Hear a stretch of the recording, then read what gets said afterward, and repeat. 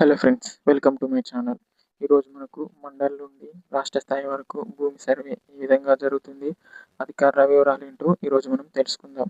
భూమి సర్వే సంబంధిత సమస్యలకు సరిహైన అధికారిని సంప్రదించడానికి ఎక్కడి నుంచి ఎక్కడ వరకు ఉంటుందో ఫస్ట్ తెలుసుకుందాం. ఫస్ట్ వన్ వచ్చేసి మండల్ స్థాయి MRO, mandal revenue officer, mandal survey నుంచి వెళ్ళి వస్తాడు. అండ్ సెకండ్ వన్ వచ్చేసి మనకు ఆర్డీఓ ఉంటుంది, రెవెన్యూ డిపార్ట్మెంట్ ఆఫ్ ఆఫీసర్.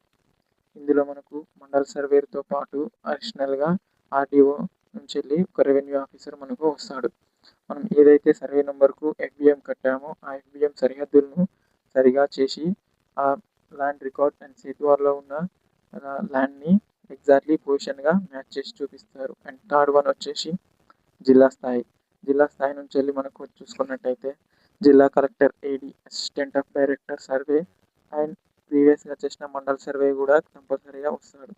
వీళ్ళు కలిసి ఆ ఎఫ్బిఎం యొక్క మొత్తం టోటల్ ఎకర్స్ అండ్ ల్యాండ్స్ని